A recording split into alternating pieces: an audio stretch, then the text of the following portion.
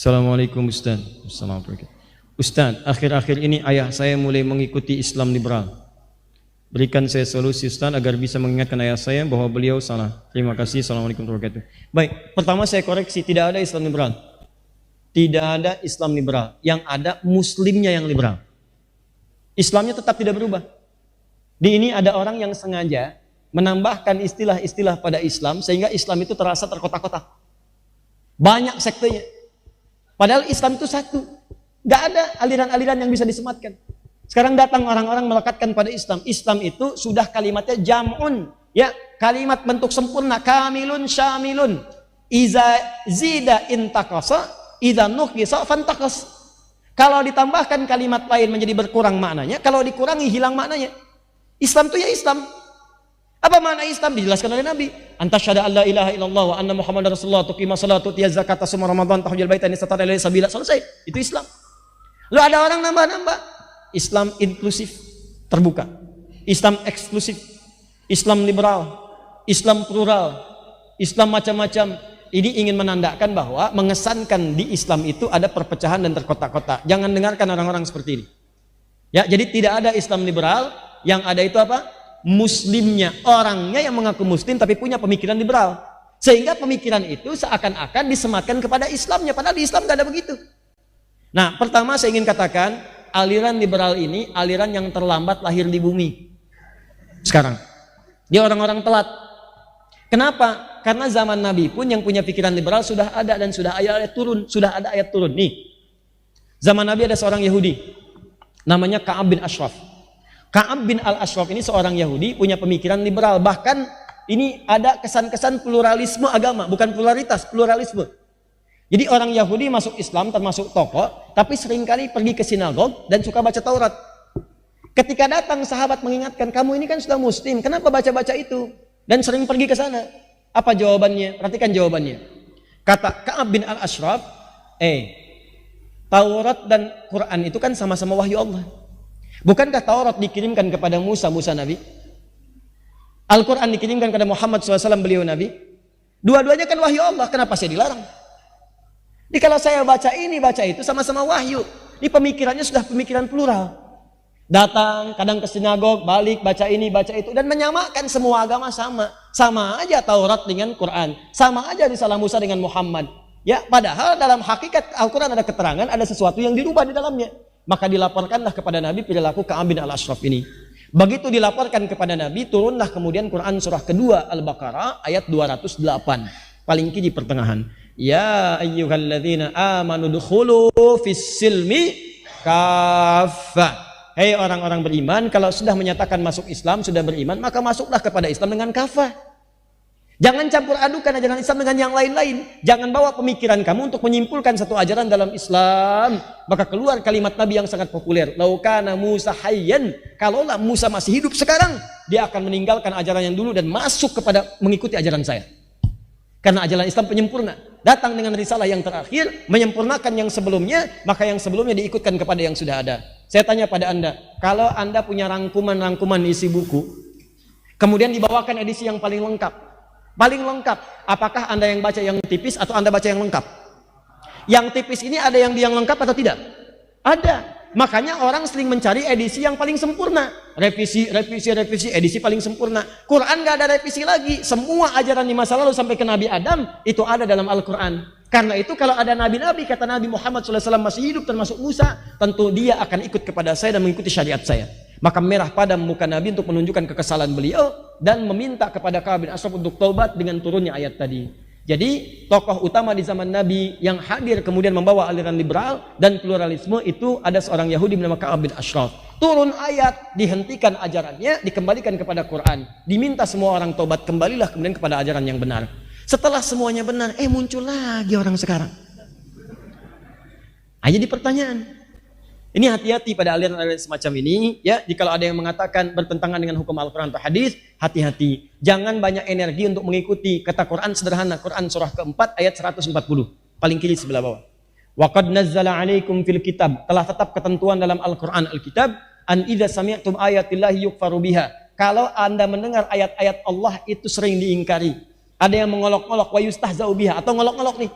Ngolok-ngolok yang berjilbab, ngolok-ngolok ayat Quran, ngolok-ngolok ayat hadis, ngolok-ngolok orang yang berubah, ya keluar kata-kata, meme-meme yang tidak bagus, kalimat-kalimat yang mengesankan pelecehan. Kata Quran, jangan buang-buang energi dengan balas mencela, nggak ada kerjaan.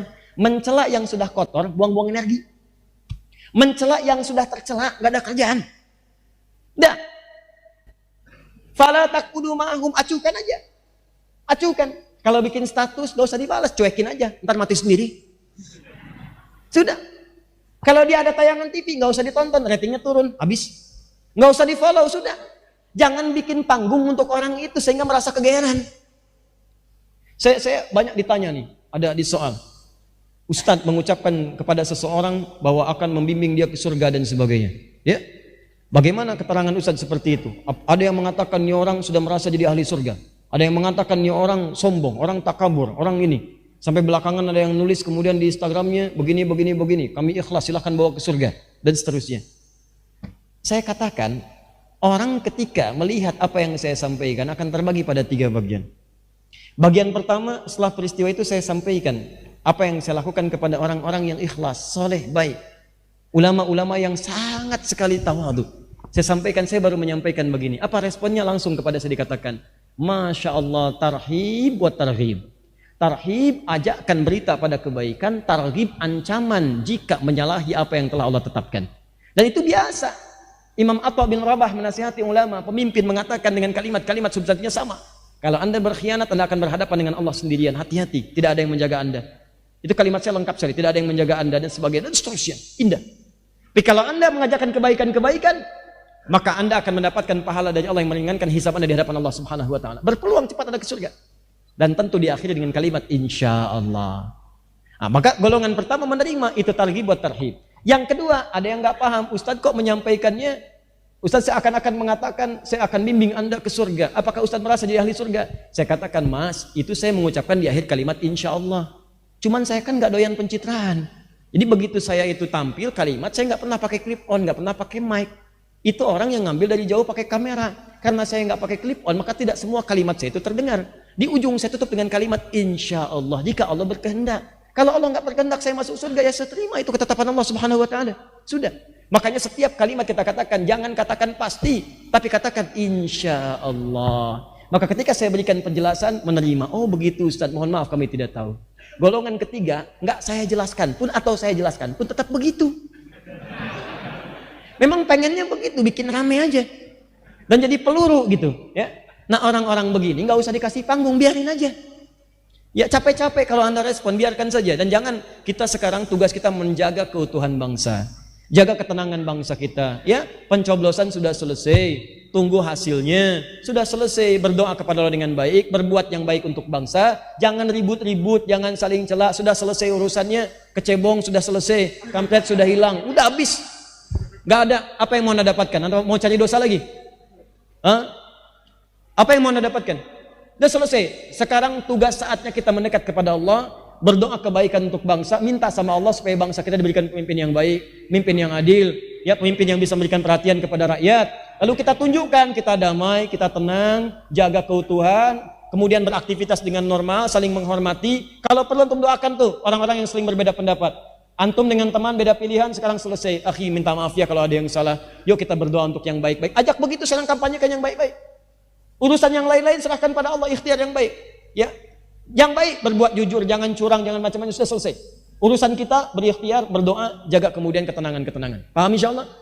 Ya, kalau ada orang-orang yang iseng memprovokasi, jangan terpancing, biarkan saja.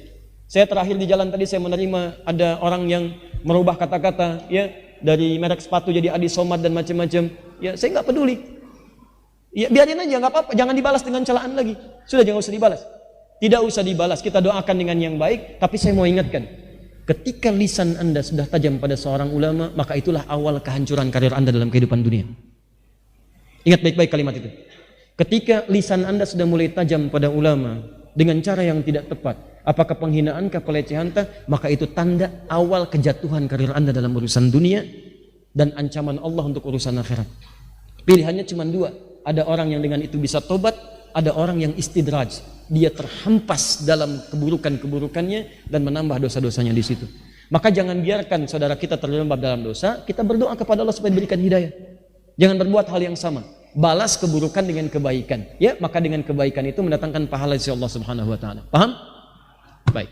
Jadi itu pesan saya, ini harus saya sampaikan supaya kita terjaga dalam kebaikan-kebaikan. Ya, jangan bersitegang, tinggalkan keburukan-keburukan, siap berbakti untuk bangsa, siap insyaallah. Ya, berbuat maslahat, siap. Baik, maka ikuti seruan saya, jaga kedamaian, hadirkan ketenangan, jangan saling mencela, kemudian mohon doa kepada Allah supaya bangsa ini diberkahi oleh Allah Subhanahu wa taala. Ya. Kemudian bagaimana Ustadz tentang yang liberal tadi? Pertama, berdoa kepada Allah di keheningan malam dalam sujud, tahajud, minta kepada Allah supaya ayah diberikan petunjuk. Ya, minta. Kemudian yang kedua, hadirkan ceramah-ceramah yang membahas tentang Islam liberal, bahayanya dan seterusnya, buku-bukunya. Saya sarankan beli buku-buku misalnya yang ditulis oleh teman-teman di INSIS. Ya, ada Ustadz misalnya Fahmi Zarkasi yang di Miumi, ada Ustadz Adian Husaini. Ya, ada Ustadz Ugi Sugiharto, itu bagus tulisannya. Dan itu mencerahkan, objektif, tidak mencela orang, tapi memberikan penjelasan objektif tentang pemikiran. Beli buku Mishkat, karangan Ustadz Hamid, ya, Fahmi Zarkasi. Beliau anak keturunan dari Gontor, pemikir yang sangat hebat. Saat menuliskan buku Mishkat, langsung buku itu ada di perpustakaan Washington di Amerika. Saking dahsyatnya, saking bagusnya isi bukunya. Silahkan Anda baca, cari media Islamia yang ditulis oleh teman-teman pemikir supaya ada pembanding. Jadi ketika ayah Anda tadi terjerumus dalam pemikiran yang tadi, berikan buku tadi, berikan bacaan tadi, berikan ceramah-ceramahnya di YouTube supaya ada perbandingan antara pemikiran tadi dengan pemikiran-pemikiran yang lebih baik lagi. Jelas di sini? Baik, terakhir.